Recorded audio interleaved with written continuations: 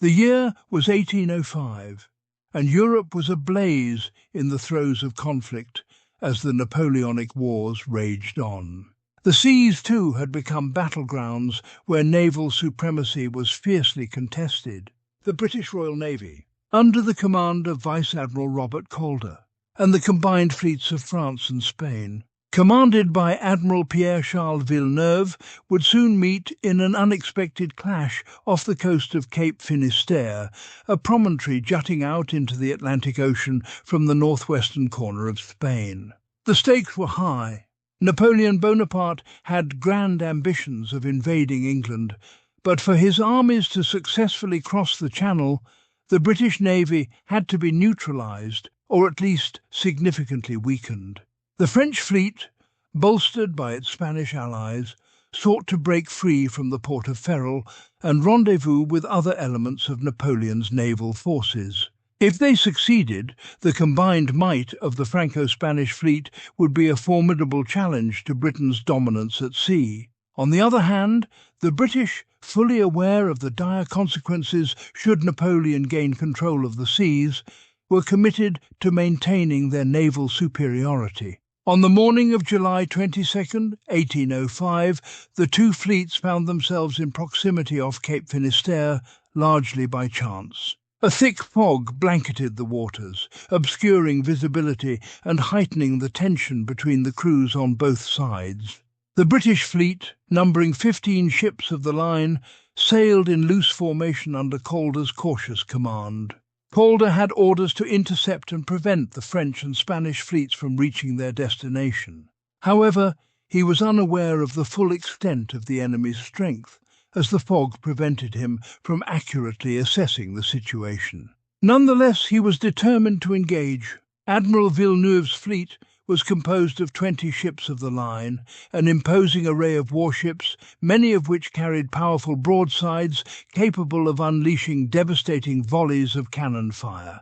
The Spanish contingent of the fleet, under Admiral Federico Gravina, included some of the largest and most heavily armed vessels in the world.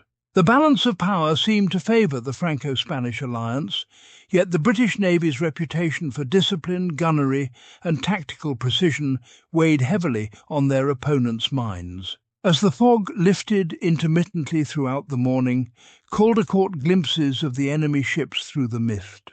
He ordered his fleet to form a line of battle, the standard naval tactic of the time, where ships would engage one another in a single-file line, bringing their broadsides to bear against the enemy. At 11:30 a.m., the British fleet moved into position, and the two sides cautiously closed the distance. The first shots were fired just after noon. Calder's flagship, HMS Prince of Wales, opened fire on the leading French ships.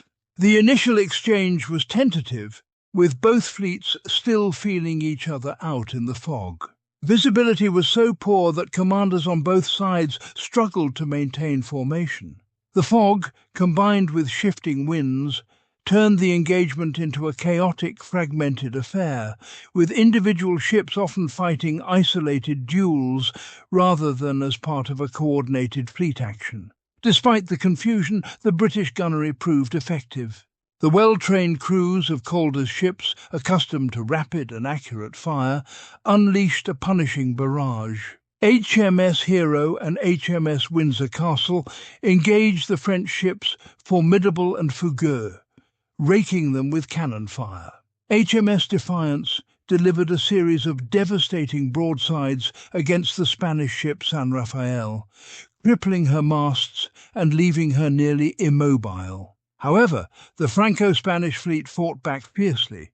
The Argonauta, a Spanish ship of the line, exchanged heavy fire with HMS Windsor Castle, leaving both vessels battered and scarred by the intense cannonade. The French Formidable, despite the damage it had taken, launched a ferocious counterattack against HMS Prince of Wales, forcing Calder's flagship to withdraw temporarily from the thick of the fighting to assess the damage. As the battle wore on, it became clear that both fleets were struggling with the unpredictable elements. The fog continued to roll in and out, obscuring visibility and making communication between ships difficult. The wind, too, was unreliable, and ships found themselves at the mercy of shifting weather, unable to maintain optimal positioning for combat.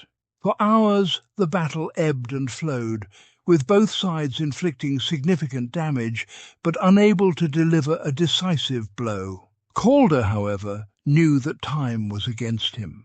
His primary objective was to prevent Villeneuve's fleet from joining up with other French and Spanish forces, and he feared that a prolonged engagement might allow them to escape or reinforcements to arrive. By late afternoon, the British had inflicted enough damage to disrupt the Franco-Spanish fleet's plans. Two Spanish ships, San Rafael and Firme, had been forced to strike their colours and surrender after sustained bombardment, while several others, including the Argonauta, were heavily damaged.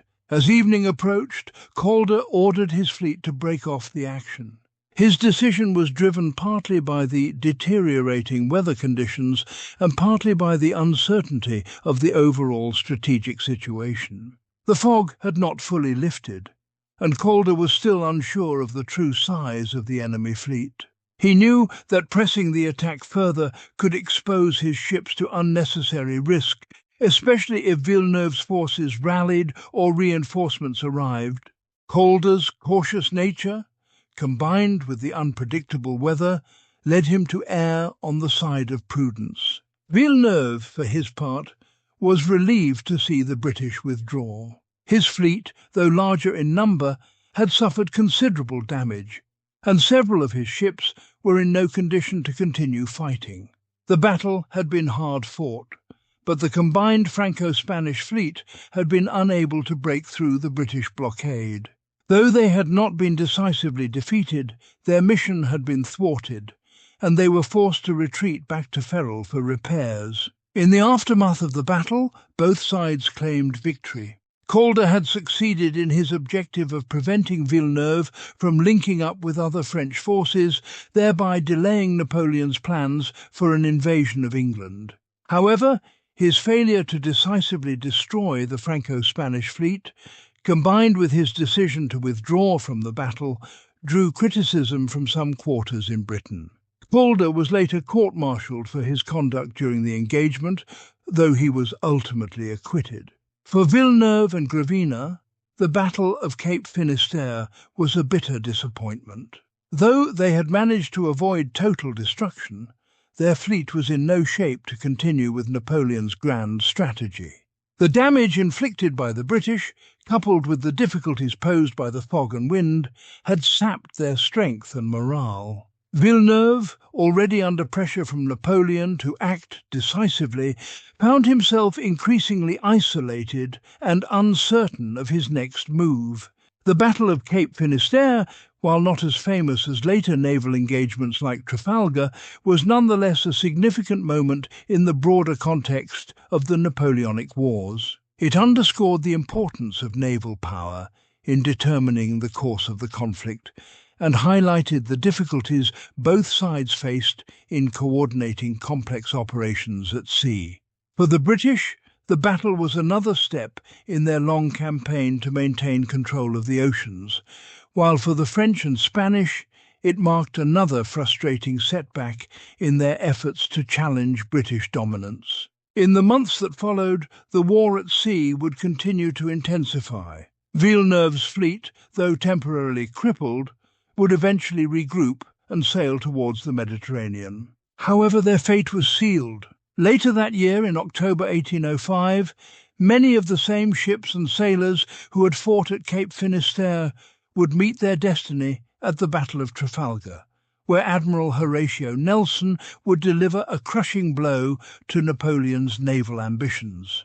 But for the men who fought off Cape Finisterre on that foggy July day, the memory of the battle would linger. The roar of cannons, the acrid smell of gunpowder, and the chaotic cries of orders carried across the decks were seared into their minds. It was a battle defined not by decisive victory or crushing defeat, but by endurance, uncertainty, and the ever-present forces of nature that shaped their fates as much as any admiral's plan.